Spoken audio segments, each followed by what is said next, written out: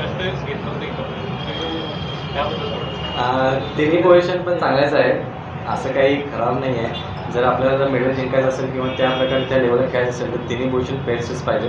जे मॅम आहेत त्यांनी चांगल्या प्रकारे वेल ट्रेन केलं आणि त्याच्यामुळेच मी त्या ठिकाणी चांगल्या प्रकारे खेळू शकतो. तर 7व्या क्रमांकावर होता, आम्ही संपूर्ण मॅच पाहिलेली आहे. त्या 7व्या क्रमांकापासून 3ऱ्या क्रमांकापर्यंत येणारा जो प्रवास होता तो क्षणाक्षणाला पॉईंट्स बदलत होते. त्यावेळी तुझी नेमकी त्यावेळीची कशी भावना होती, कारण आपल्याला पदक जिंकायचं आहे, तिथपर्यंत पोहोचायचं होतं. कसा त्यावेळीचं सगळी परिस्थिती त्यावेळीची कशी? मनामध्ये एवढं असं आहे की घाबरून नाही चालत त्या ठिकाणी. जर घाबरलात तर आपले जे जे मनामध्ये असतं धडकन, आपले जे हृदय ठोके असतात ते वाढतात आणि त्याच्यामुळे आम्हाला जास्त इफेक्ट पडतो आमच्या पोझिशन्सवरती किंवा आमच्या त्या शूटिंगवरती. सो एवढंच होतं की पाठीमागे जे माझे जे बसले होते आपले इंडियनवरचे सगळे जे बसले होते मला चेअर करत होते. सो त्यांचा आवाज मला खूप जास्त हवा होता, जेणेकरून मी काही शॉर्ट्स कधी आउटर 10 लागला किंवा थोडासा कमीवाला लागला होता तेव्हा लागायचं, तेव्हा ते त्यांचा आवाज कमी असायचा. सो माझ्या मनात असं होतं की माझ्यामुळे जर कोणी हॅपी होत असेल, खुश होत असेल तर मला त्याच्यासाठी शूट चांगलं केलं पाहिजे. अँड ऑब्वियसली जे वैभव सर आहेत माझे जे मेंटर आहे जे कोल्हापूरचे आहेत आणि पण टेस्ट आता दिली आहे, तर त्यांनी ज्या प्रकारे मला तिथे कामली राहायचं शिकवलं. So I am really happy and thank you so much तुमच्या सरांसाठी की त्या लेवलला खेळणं एक कसं खेळायचं आणि तिथे कसं शांत राहायचं हे त्यांनी मला शिकवलं. सो त्याच्यामुळे मी तिथे चांगला परफॉर्म करू शकलो. आणि जे पाठीमध्ये सगळे जे लोक होते मला चेअर करत होते त्यांचा आवाज मला खूप ऐकायचा होता आणि त्यांचा लाऊड जो आवाज होता तो मला जास्त चांगला वाटत होता. सो त्याच्यामुळे मी असं माझं की एक शॉट मारला की त्यांचा आवाज आलाच पाहिजे आणि तो चांगल्या प्रकारे मला शूट करणार हे माझ्यासाठी खूप महत्त्वाची गोष्ट होती की मी शूट केलं पाहिजे. माझं बेसिक्स होतं, सगळं काही होतं, बट ते एक अजून एक एनर्जेटिक पॉझिटिव्ह मला एनर्जी वाटली की हां त्यांच्यासाठी मी खेळणार आहे, देशासाठी खेळणार आहे. सो मी तसं चांगल्या प्रकारे खेळलो. सुविधा नाही म्हणून पदकं मिळत नाहीत अशी नेहमीची ओरड सुरू असते. काय सुविधा मिळत नाहीत म्हणून पदकं मिळत नाहीत किंवा यश मिळत नाही अशी नेहमीची ओरड असते. काय वाटते आता? सर बरोबरच आहे, सुविधा थोड्याशा हव्याच असतात. कारण जर तुम्हाला टाईमवरती सुविधा भेटल्या चांगल्या गोष्टीच्या आणि ज्या प्रकारे जसं शूटिंगच नाही दुसऱ्या खेळांमध्ये पण जर तुम्ही खेळाडूंना असो किंवा कुठल्याही क्षेत्रामध्ये त्याला टायमिंगवरती ज्या गोष्टी अवेलेबल करून दिल्या तर ऑब्व्हियसली ते जे काही जे खेळाडू आहेत किंवा ज्या प्रकारे ते काय करत आहेत ते चांगल्या प्रकारे करतील असं माझी म्हणणं आहे. कांबळवाडी ते पॅरिस ऑलिम्पिक इथपर्यंतच्या प्रवासामध्ये आलेले अडथळे काय होते आणि ते कसे पाहते? पहिलं तर जे महाराष्ट्र गव्हर्नमेंट आहे त्यांचं सगळ्यात थँक्यू सो मच. त्यांच्यामुळेच मला स्टार्टिंगला शूटिंग करता आलं की जसं की मी क्रीडा प्रबोधिनीमध्ये होतो 2009 पासून ते 2014पर्यंत आणि त्याच्यामध्ये खूप काही गोष्टी घडल्या.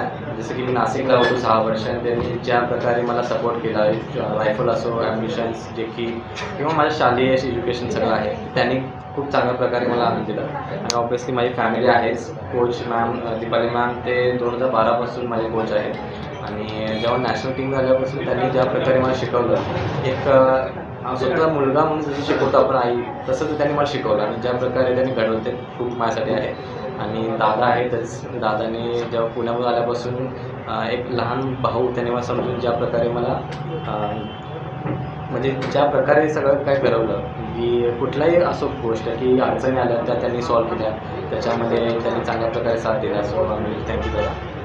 मी मगाशी उल्लेख केला की तुम्ही गेम खेळत असताना ऑडियन्सचा आवाज तुमच्या कानामध्ये येत होता. क्रिकेट वेळा देश म्हणून भारताला बघितलं जातं आणि क्रिकेटसाठी चाहते आहे ते भारतामध्ये मोठ्या संख्येने. आजचा जो कोल्हापूरचा ॲम्बियन्स बघितला तो आणि आता पुढच्या खेळाडूंच्या दृष्टीनं हा सगळा ॲम्बियन्स तुम्हाला काय पॉझिटिव्ह ऑब्व्हियसली तर सगळ्यांना क्रिकेट आवडतोच आणि बाकीचे स्पोर्ट्स पण आता आवडायला लागलेले आहेत. And I am really happy की आज ज्या प्रकारे सगळं घडलं त्याच्यामुळे पूर्ण महाराष्ट्रात किंवा देशात पण बाकीचे स्पोर्ट्स आहेत त्यांच्यासाठी खूप लोकांना आवड होणार निर्माण होणार आहे. आणि आय एम रिअली शुअर की सगळे जे ॲथलीट्स आहेत त्या जिद्दीने किंवा त्यांचे जे हार्डवर्क करत आहेत त्याच्या प्रकारे अजून ते हार्डवर्क करतील आणि त्यांचे देशाचं किंवा महाराष्ट्राचं नाव उंचावणार.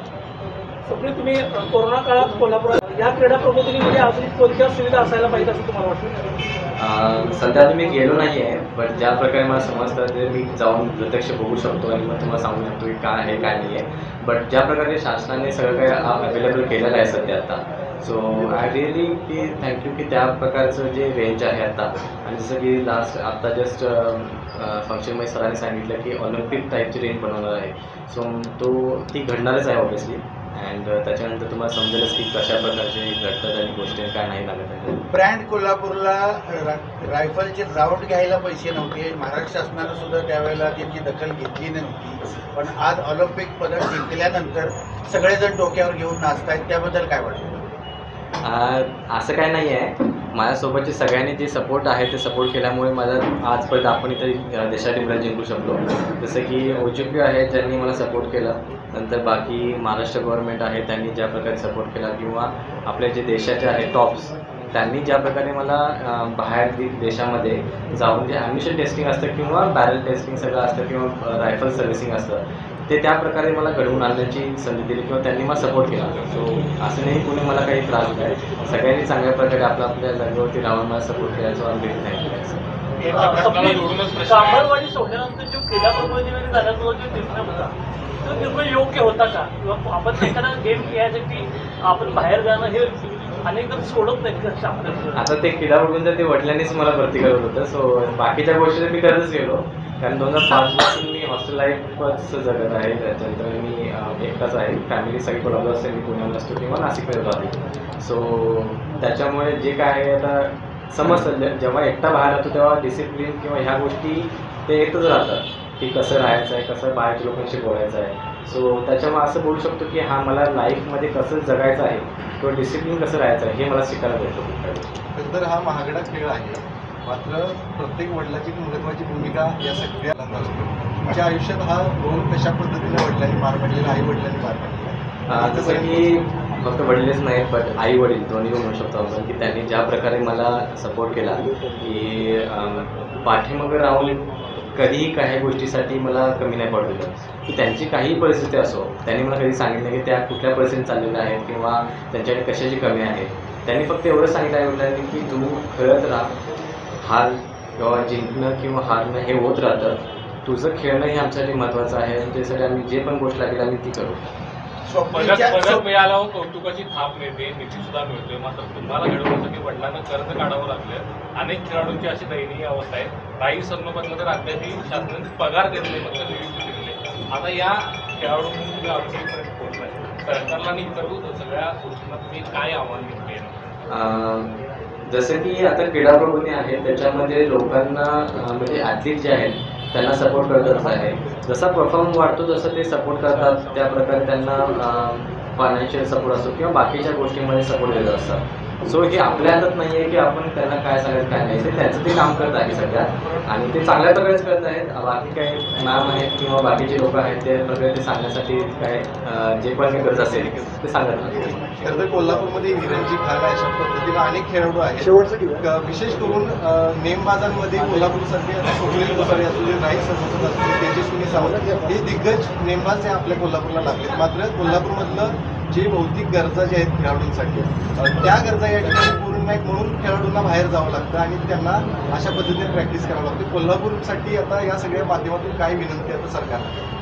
जसं की सरांनी लास्ट टाइम आता जे सांगितलं फंक्शनमध्ये की त्यांनी ऑलिम्पिक रेंज किंवा त्या टाईपची रेंज बांधणार आहे किंवा ते बांधता मात्र दुसऱ्या खेळाडूंसाठी पण त्या गोष्टी घडणार आहेत की त्यांचे जे खेळाडूचे ग्राउंड्स असो किंवा कुस्ती कबड्डी जे पण आहे तिथे फुटबॉल, तर त्या गोष्टी घडणार त्यांच्यासाठी चांगल्या प्रकारची सुविधा उपलब्ध करून देतीलच महाराष्ट्र शासन. आणि त्याच्या व्यतिरिक्त आपले कोल्हापूर फक्त शूटिंगसाठी नाही बट कुठल्याही प्रकारचे कबड्डी आहे, खो खो किंवा कुस्ती, त्यानंतर फुटबॉल आणि जे मिलिटरीमध्ये जे जातात लोक ते पण कोल्हापूरमधून जातात जास्त करून. So I am really happy की आपलं कोल्हापूरचं नाव जास्त प्रकारे घडत आहे. देशाच्या एका वेगळ्या अर्थावरती त्यांचं देशाचं नाव किंवा महाराष्ट्राचं नाव एक चांगल्या प्रकारे झळकत आहे. छोट्याशा चुकीसाठी टार्गेट आहे दिवसापासून पदक जिंकल्यानंतर आणि कोल्हापूरकर होते आणि स्वागत तुझं जे जोरदार झाले, काय सांगतो? खूप छान वाटतंय. म्हणजे मन भारावून आल्यासारखं आहे की एवढा